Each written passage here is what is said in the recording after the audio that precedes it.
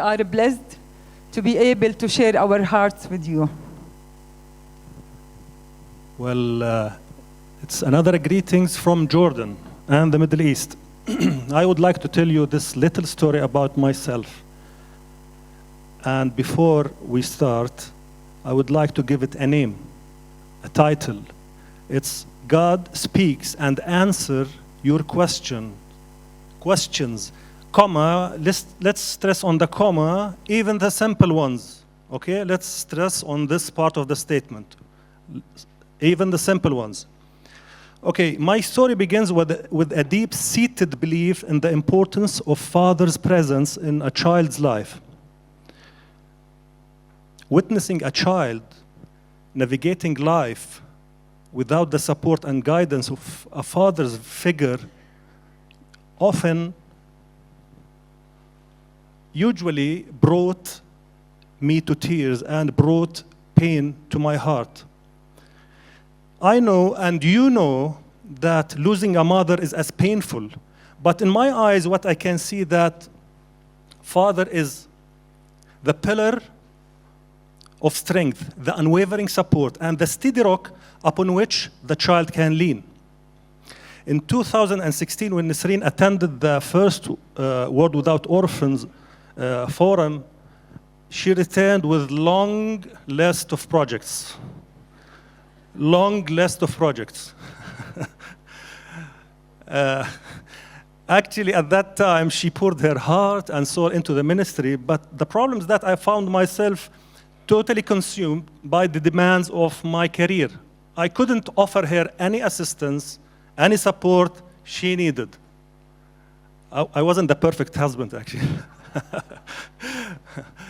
In 2019, actually, that was in July 2019, I took a drastic decision where I had to leave the corporate and business world and became full-time in ministry. And I joined Sanadak, the Orphan Ministry as Director of Support Services. The time goes on, then one day I was having my devotion time and I was praying and things are going good, and I felt myself brave enough to ask the Lord this question.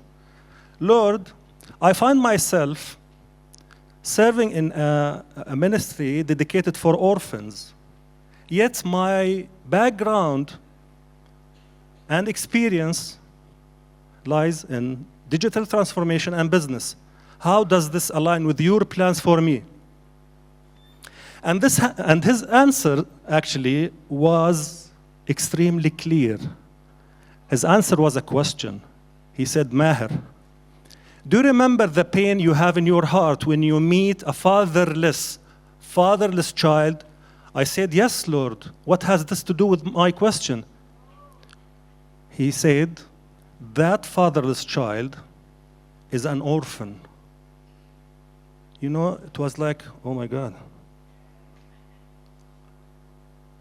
How come I didn't know that? That was so embarrassing for me, actually. How come I didn't know that the fatherless child is an orphan? He told me, he continued actually, he said, Sanadak is an orphan ministry, and this is precisely where I have called you to serve. Actually, from this simple yet divine revelation, my purpose crystallized. And I realized for the first time that my background and experience will be used uniquely to bring hope, support, transformation for these children. From that day forward, I embraced my role in a renewed understanding and motivation, walking alongside Nisreen and the team of Sanadak, who have part of them here, fulfilling God's calling for the orphans through Sanadak. Thank you very much.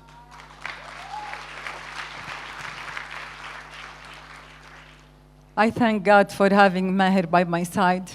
He's not only a blessing for me, but also to the people we serve.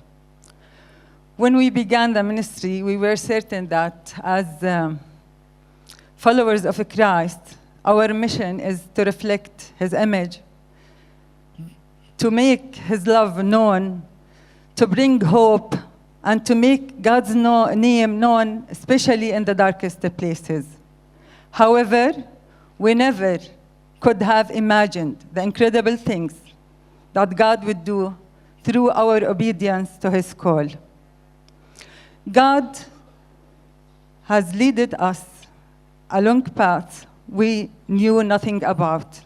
As chapter 48 in Isaiah says, verse 16 says, "And I will lead them in paths they have not known." Despite all of the obstacles that we have faced on this journey, every trial have served to magnify the name of our Lord, and the blessings have been undeniable. God has guided us in paths, and he's guided us in miraculous ways. He took us to reach the unreachable, taking us to places we never thought is possible, places immersed in a spiritual darkness. As in Luke 1:79 says, where souls are seated in darkness and in the shadow of death. We have seen those people in our own eyes. One of the most heartbreaking moments for me in the ministry is when I look into the eyes of a child and I witness the heaviness of his burdens. It's as if his pain become my own. And I yearn to relieve his suffering. And in those moments, I turn to God in prayers, asking for his miraculous touch to bring support and healing and comfort to his wounded heart. But as servants of Christ, we are called to action. We can't stand idly by while children endure such suffering. We gather every resource available, mobilizing our community, rallying support to bring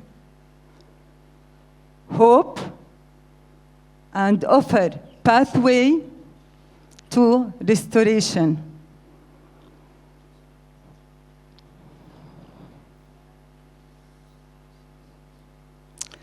It's in these acts of kindness and compassion we fulfill our divine mandate to be the hands and feet of Jesus in this broken world, demonstrating to those children that they are seen, valued, and cherished in the eyes of God. As previously mentioned, our ministry reaches the people where they are, in their places. Upon our arrival, they sense the presence of God through us. They witness our compassion. They feel the love we carry. And they observe that everything becomes brighter in our presence, bringing support and hope and happiness to them.